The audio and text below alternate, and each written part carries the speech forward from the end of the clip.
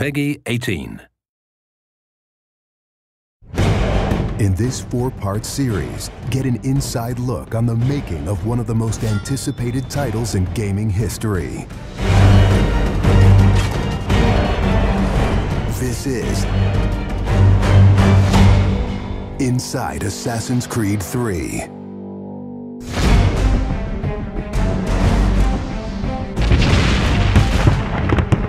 Something we really wanted to emphasize was the sheer brutality of combat in the period. We've all seen the paintings of the Revolution, and death is glorified, death is angelic, but it wasn't that way on the battlefield. It was a brutal conflict. It feels that you're constantly going through dynamic fights, and that's not something technically we could do in the past. So it was like a personal challenge on the team to say, no, I think we can do this.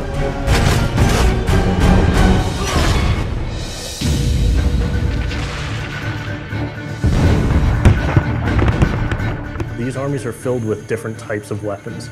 So, you have everything from muskets, you have grenadiers, you have guys with boarding axes. Being shot by a musket would be an awfully painful way to go. The caliber size of the ball was at least 3 or 4 times as large as anything that any modern military is using today. After the muskets were discharged, they would charge with their bayonets. What basically is a giant spear, and he has every intention of running that through you. They would shoot and then they would march, and that hand-to-hand combat was really brutal. And whether it's people using a bayonet affixed on the end of a musket, a small hatchet, this is a kind of killing that is very mano a mano.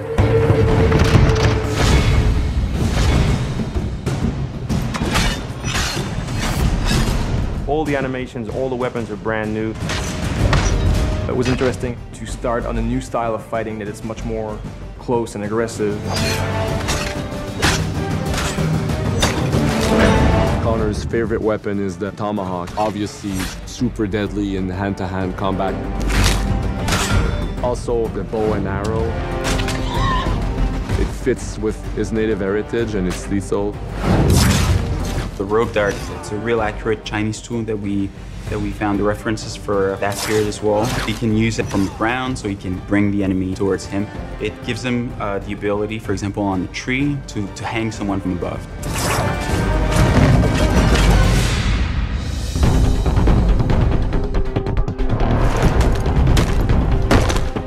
In Assassin's Creed 3, the one thing that we decided to do is to revamp the fight system from scratch. We wanted the skill in the combat in the game to be about transitioning from character to character by choosing the right moves, by performing them correctly. It allows you to basically mow your way through large numbers of people if you're good enough without stopping. What do you do if you go into a bunch of guys with muskets and they try and shoot you? So we had to figure out, can you dodge them? Can you run away?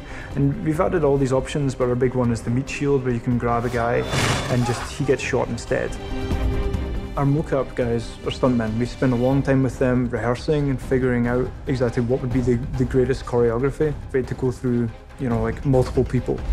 Connor is trained in a very different style of fighting to the British soldiers. The close quarters flow of the combat that's happening between the punches, the kicks, and everything else is indicative of what happens in the real world.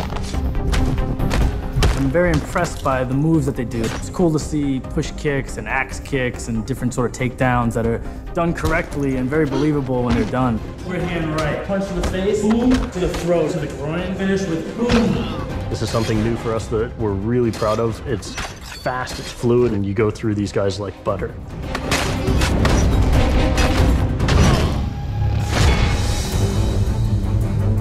Connor is essentially the first guerrilla fighter. He's someone whose goal is always to move behind enemy lines, to pick off his target, and to escape.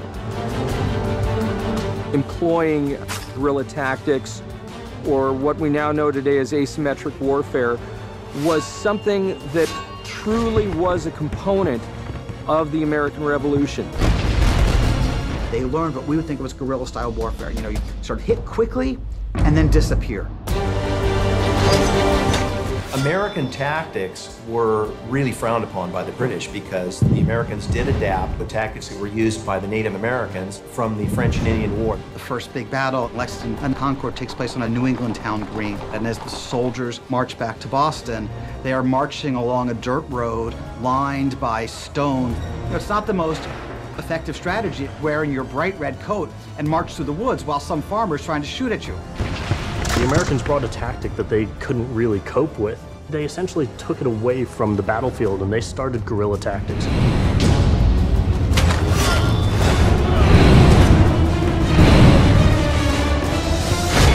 Next time on Inside Assassin's Creed 3, the hero behind the war. Connor is the hero of the American Revolution. He's a bit more like Dirty Harry.